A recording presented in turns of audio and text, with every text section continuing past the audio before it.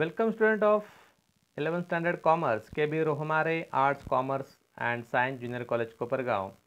Today we have learned bookkeeping and accountancy in these subjects. Unit number first, Introduction to Bookkeeping and Accountancy, lecture number 5. My name is Professor Gaikwad KK. Let's start today's lecture. Student, previous lecture we have studied basis of accounting system. There are mainly three bases of methods of accounting in common uses. First is cash basis, second is accrual or mercantile basis, and last number 3 mixed or hybrid basis. Today we have learned two types of transaction. There are two types of transaction. First is monetary transaction and second is non-monetary transaction. Monetary transaction, in this transaction include two types of transaction. First is cash transaction and second is credit transaction. Non-monetary transaction, in this transaction include a one transaction system, that is barter transaction or barter system. बघा विद्यार्थी मित्रांनो, आजच्या तासाला आपण types of transaction बघणार आहोत. मागच्या तासाला आपण basis methods of accounting system याच्यामध्ये तीन बेसिस आपण पाहिल्या होत्या. कॅश बेसिस, ॲक्रुअल और मर्कंटाइल बेसिस आणि मिक्स्ड और हायब्रिड बेसिस. यानंतर महत्त्वाचं कन्सेप्ट आपण म्हणूयात किती आहे टाइप्स ऑफ ट्रान्झॅक्शन, म्हणजे व्यवहारांचे प्रकार. मग आता बुक कीपिंग अँड अकाउंटन्सी या विषयामध्ये आपण मेनली काय करतोय, तर रेकॉर्डिंग ऑफ बिझनेस ट्रान्झॅक्शन्स, म्हणजे व्यवसाय संस्थेचे ट्रान्झॅक्शन्स आपण रेकॉर्ड करतोय. व्यवसाय संस्थेचे ट्रान्झॅक्शन याचा अर्थ व्यवसाय संस्थेचे व्यवहार रेकॉर्ड करतोय. या ठिकाणी महत्त्वाचा शब्द आहे ट्रान्झॅक्शन, की जो वारंवार आपल्याला या विषयामध्ये येणार आहे, तो लक्षात ठेवायचा. ट्रान्झॅक्शन मीन्स व्यवहार. मग आता व्यवहार असं आपण म्हणतोय, परंतु या व्यवहारांचे पण प्रकार आपल्याला या ठिकाणी सांगता येतील, की मुख्यतः दोन प्रकार ट्रान्झॅक्शनचे आहेत. पहिला आहे मॉनिटरी ट्रान्झॅक्शन आणि सेकंड आहे नॉन मॉनिटरी ट्रान्झॅक्शन. मग आता मॉनिटरी ट्रान्झॅक्शन म्हणजे काय, तर मौद्रिक व्यवहार. याचा अर्थ ज्या व्यवहारामध्ये प्रत्यक्ष पैशांचा संबंध येतो त्याला आपण मॉनिटरी ट्रान्झॅक्शन्स असं म्हणायचं, मौद्रिक व्यवहार असं म्हणायचं.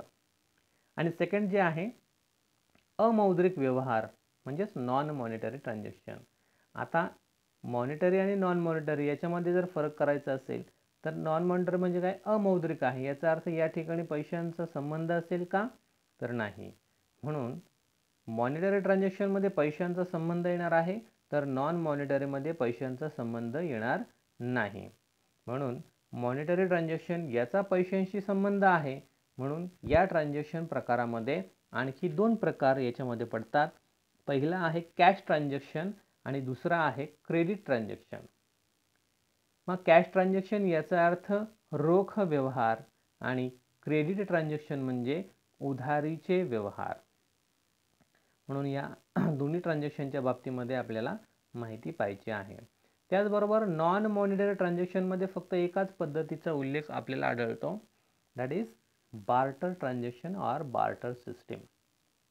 म्हणजे याला आपण मराठीमध्ये वस्तू विनिमयाचे व्यवहार असं देखील म्हणू शकतो. आता वस्तू विनिमय आपल्याला माहिती आहे, ज्यावेळी पैसे हा प्रकार अस्तित्वात नव्हता त्यावेळी देखील व्यवहार घडत होते. मग ते व्यवहार कशाच्या माध्यमातून घडत होते, तर नॉन मॉनिटरी ट्रान्झॅक्शन्स त्याच्या इन्क्लूड असणारं बार्टर सिस्टीम किंवा बार्टर ट्रान्झॅक्शन, ज्याला आपण वस्तू विनिमय असा शब्द वापरतो. याचा अर्थ वस्तूच्या मोबदल्यामध्ये वस्तू देणं. ठीक आहे. तर याचं जी काही विस्तृत अर्थ आहे किंवा संकल्पना आहे ती आपण थोडक्यामध्ये या ठिकाणी पाहूयात. बघा, first is transaction. Exchange of goods and service between two person or parties for money or money's worth is known as transaction. या ठिकाणी आपल्याला ट्रान्झॅक्शनचा अर्थ दिलेला आहे. Exchange of goods and service between two person or parties for money or money's worth is known as transaction. Exchange of goods. Goods means वस्तू. वस्तू कशा करायच्या आहे? एक्सचेंज करायच्या आहेत, म्हणजे अदलाबदल करायची आहे. अँड सर्व्हिस, सेवा. सर्व्हिस मीन्स सेवा. ते गुड्स अँड सर्व्हिस, वस्तू आणि सेवा ह्या एक्सचेंज करायच्या आहे बिटवीन टू पर्सन. कुणामध्ये एक्सचेंज करायच्यात? तर दोन व्यक्तींमध्ये किंवा दोन पार्टीजमध्ये. मग पार्टीज याचा अर्थ काय? एक खरेदी करणारी व्यक्ती आणि एक विकणारी व्यक्ती, अशी दोन पार्टीज. म्हणून या ठिकाणी असं म्हटलंय between two person or parties for. आता पुढचा शब्द महत्त्वाचा आहे. For money or money's worth is known as transaction. म्हणजे दोन व्यक्तीमधील पैशाने मोजता येणाऱ्या वस्तू व सेवांची देवाणघेवाण म्हणजे व्यवहार. या ठिकाणी काय महत्त्वाचं आहे? मनी ऑर मनीज वर्थ. वस्तू आणि सेवांची तर अदलाबदल करायचीच आहे, पण वस्तू आणि सेवांची अदलाबदल करत असताना ती पैशाच्या रूपामध्ये, पैसे किंवा पैशाच्या रूपामध्ये असली पाहिजे. त्या कृतीला आपण या ठिकाणी ट्रान्झॅक्शन्स असं म्हणायचं आहे. या ठिकाणी पैशांची गुणवत्ता प्राप्त झालेली आहे आणि ती पैशाने मोजता येणार आहे असा त्याचा अर्थ आहे. म्हणून वस्तू आणि सेवांची अदलाबदल करायची कशाच्या साहाय्याने? तर पैसे किंवा पैशाची उपमा ज्याला आहे त्याच्या साहाय्याने वस्तूची अदलाबदल करणं म्हणजेच ट्रान्झॅक्शन, म्हणजेच व्यवहार, असा त्याचा साधा आणि सोपा अर्थ आपल्याला या ठिकाणी सांगता येईल. मग आता या ट्रान्झॅक्शनचे आपण प्रकार पाहणार आहोत. Two types of transactions. First is monetary transaction, then second is non monetary transaction. Monetary transaction means मौद्रिक व्यवहार and non monetary transaction means अमौद्रिक व्यवहार. मग त्यामध्ये पहिलं monetary transaction. The transaction which involves an exchange of money or money's worth directly or indirectly is called monetary transaction. बघा आता आपल्याला मौद्रिक स्वरूपाचा जे व्यवहार आहे त्या मौद्रिक स्वरूपाच्या व्यवहाराच्या संदर्भामध्ये काय सांगितलं आहे? The transaction which involves an exchange of money or money's worth. जे असे व्यवहार की ज्याच्या जे इन्क्लूड आहेत, समाविष्ट आहेत कशामध्ये? The exchange of money or money's worth. पैसे किंवा पैशांच्या स्वरूपातले जे व्यवहार इन्व्हॉल्व्स आहेत, कसे? डायरेक्टली और इनडायरेक्टली. म्हणजे जे व्यवहार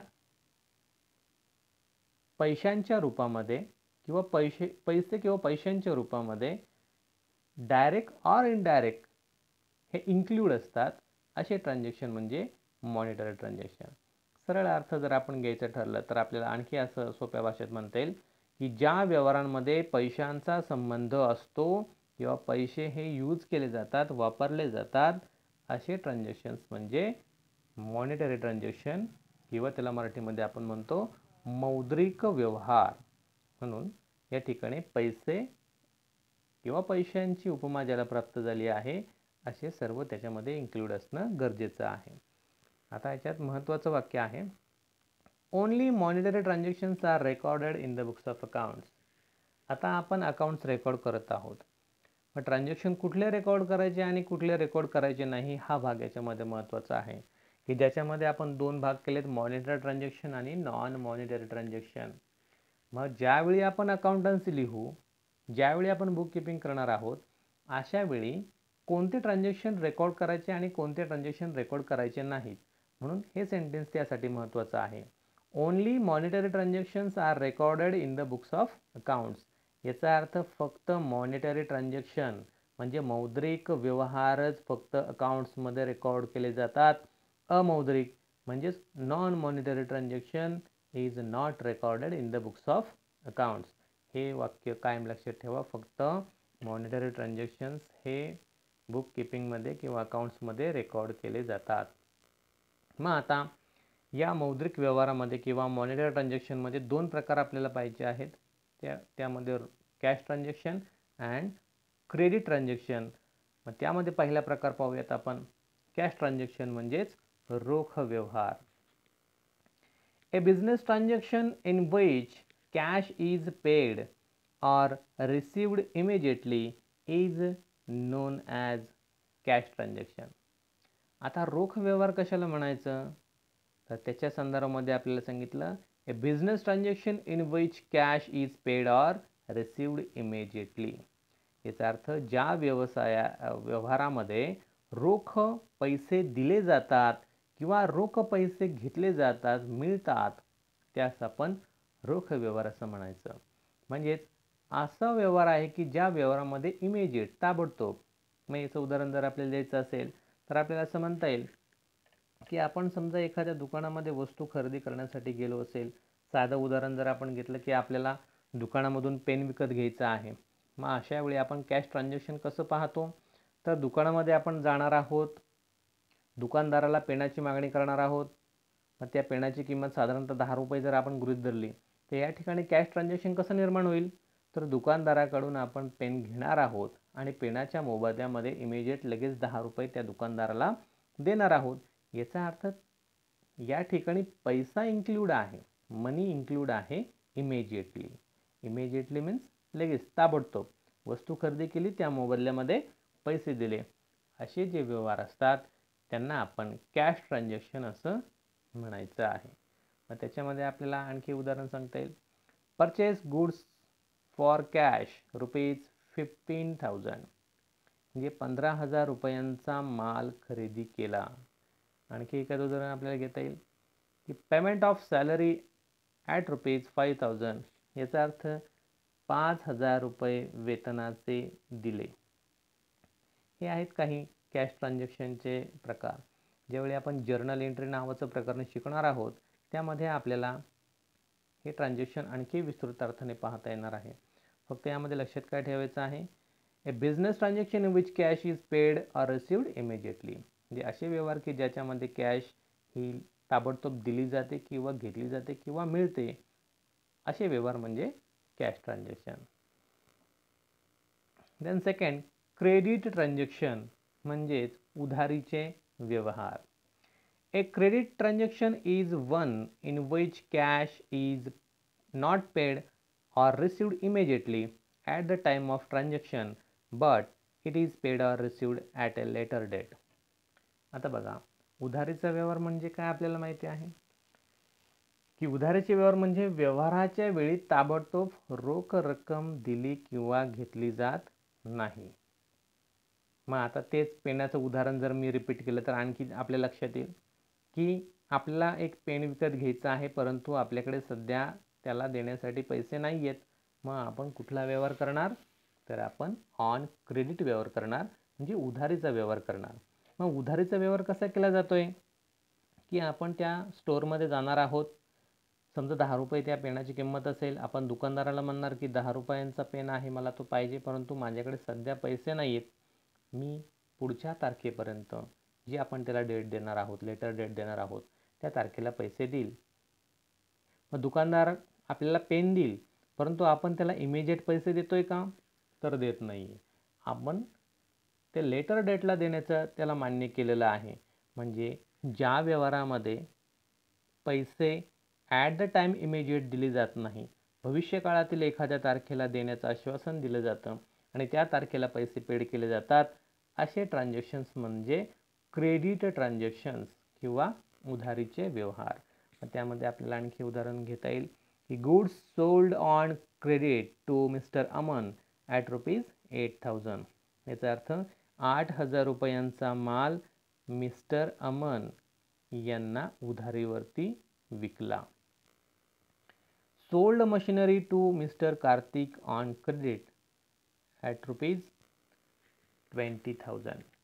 म्हणजेच श्री कार्तिक यांना आपण 20,000 रुपयांचे यंत्र उधारीवरती विकले.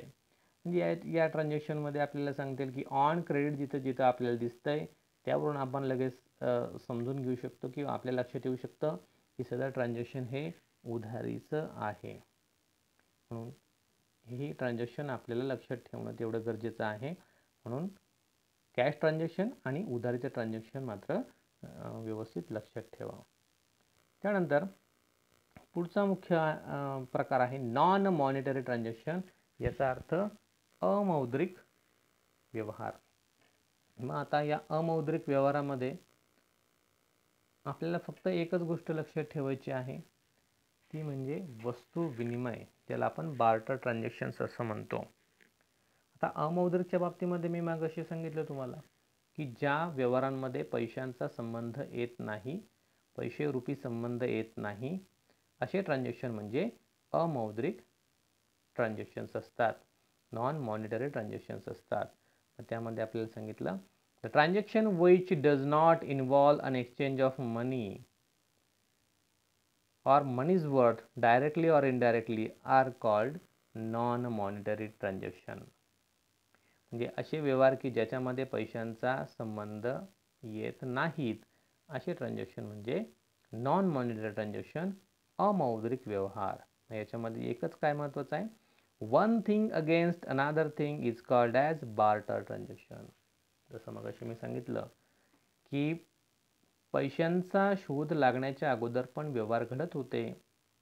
मग ते कसे घडत असतील, तर त्यासाठी बार्टर सिस्टीम यूज केली जात होती, ज्याला आपण वस्तू विनिमय असं म्हणतो. मग वस्तू विनिमय याचा अर्थ काय होतो की दोन व्यक्ती असल्या पाहिजेत, दोघांना पण वस्तूंची गरज असली पाहिजे. पहिल्या व्यक्तीकडे असणारी वस्तू दुसऱ्या व्यक्तीला आवश्यक असते आणि दुसऱ्या व्यक्तीकडे असणारी वस्तू पहिल्या व्यक्तीला आवश्यक असते. हे दोघं व्यवहार कसे करणार, तर पहिला आपली वस्तू दुसऱ्याला देईल आणि दुसरा पहिल्याकडची वस्तू आपल्याकडे घेईल. याचा earth one thing against another thing, म्हणजे एका वस्तूच्या मोबदल्यामध्ये दुसरी वस्तू देणे, याला आपण म्हणतो बार्टर ट्रान्झॅक्शन म्हणजे वस्तू विनिमय. आणि मग अशी जसं मी सांगितलं की आपण बुक्स ऑफ अकाउंट्समध्ये कुठले ट्रान्झॅक्शन्स रेकॉर्ड करायचे, तर फक्त monetary transaction recording in the books of account. म्हणून हे जे वस्तू विनिमय आहे हे अकाउंट्समध्ये रेकॉर्ड केलं जात नाही. हे महत्त्वाचं वाक्य लक्षात ठेवायचं आहे की फक्त मॉनिटरी ट्रान्झॅक्शन्स हे बुक्स ऑफ अकाउंट्समध्ये रेकॉर्ड्स होतात. म्हणून हे साधारणतः टाइप्स ऑफ ट्रान्झॅक्शन्स आहेत, व्यवहारांचे प्रकार आहेत. म्हणून आजच्या तासाला आपण टाइप्स ऑफ ट्रान्झॅक्शन्स पाहिलीत की ज्याच्यामध्ये मुख्य दोन प्रकार होते, monetary transaction and non monetary transaction. Monetary transaction म्हणजे मौद्रिक व्यवहार आणि नॉन मॉनिटरी ट्रान्झॅक्शन म्हणजे अमौद्रिक व्यवहार. मग या मॉनिटरी ट्रान्झॅक्शनमध्ये दोन ट्रान्झॅक्शन इन्क्लूड आहेत, cash transaction and credit transaction म्हणजे रोख व्यवहार आणि उधारीचे व्यवहार. अमौद्रिकमध्ये किंवा नॉन मॉनिटरीमध्ये एकच लक्षात घ्यायचं की बार्टर सिस्टीम आहे किंवा बार्टर ट्रान्झॅक्शन आहे, ज्याला आपण वस्तू विनिमय असं म्हणतो. म्हणून हे अकाउंटन्सीच्या अभ्यासासाठी महत्त्वाची कन्सेप्ट आहे ट्रान्झॅक्शन. अपेक्षा करतो की आजचं लेक्चर तुम्हाला समजलं असेल. पुस्तकामध्ये सदर माहिती दिलेली आहे, तुम्ही पुस्तक वाचणं तेवढं गरजेचं आहे. त्याचबरोबर घरी आपण कन्सेप्ट वाचल्यानंतर किंवा व्हिडिओ पाहत असताना आपण वही आणि पेन घेऊन जे काही महत्त्वाचे संज्ञा इथं वापरल्या जातात त्याचा अर्थ, त्याची स्पेलिंग, त्याचा उच्चार, त्याचा मराठीमध्ये अर्थ आणि ते कन्सेप्टमधून आपल्याला काय समजतं आहे हे आपण रेकॉर्ड करणं गरजेचं आहे किंवा ते लिहून ठेवणं गरजेचं आहे किंवा आपल्या नोट्स तयार करणं गरजेचं आहे, जेणेकरून परीक्षेच्या ते तुम्हाला उपयुक्त असणार आहे. तर व्हिडिओमध्ये जर तुम्हाला काही अडचण वाटत असेल तर मला कमेंट बॉक्समध्ये तुम्ही तुमची समस्या विचारू शकता. मी निश्चित त्याचे उत्तर देण्याचा प्रयत्न करेल. जे विद्यार्थी रेग्युलर आपल्या यूट्यूबवरती व्हिडिओ पाहत आहेत त्यांची मला माहिती मिळण्यासाठी आपण चॅनल सबस्क्राईब करा अगोदर. त्यानंतर म्हणजे तुम्हाला नवीन व्हिडिओ जे येतील त्याचं नोटिफिकेशन मिळत राहील. आणि कमेंट बॉक्समध्ये आपलं पूर्ण नाव, रोल नंबर आणि डिव्हिजन मात्र मेन्शन करायला विसरू नका. जेणेकरून आम्ही ते रेकॉर्ड ठेवत असतो की कुठले कुठले विद्यार्थी नियमित दिलेला अभ्यास करतायत, दिलेले व्हिडिओ पाहत आहेत, हे आमच्या लक्षात येते आणि आम्ही ते रेकॉर्ड करतोय. म्हणून तेही करणं गरजेचं आहे. मग आजचं लेक्चर तुम्हाला समजलं असेल. घरी तुम्ही तो व्हिडिओ पुन्हा पुन्हा पहा, पुस्तक वाचा आणि अभ्यास करा. Okay, thank you.